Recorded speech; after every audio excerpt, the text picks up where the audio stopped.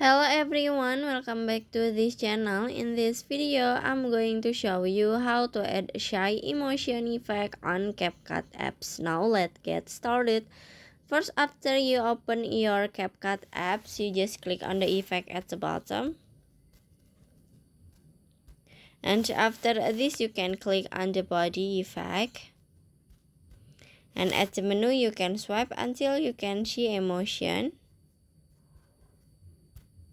Click on it and swipe down until you can see shy emotion. This is the shy emotion effect, so you just click on it.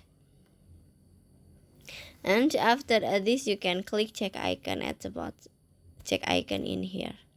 Now you can adjust the effect, so you just click on adjust at the bottom, this one. Click on it.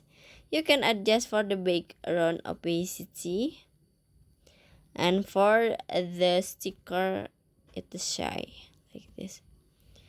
And after this, you can click check icon at the bottom. Finish. So that's how to add a shy emotion effect on CapCut apps.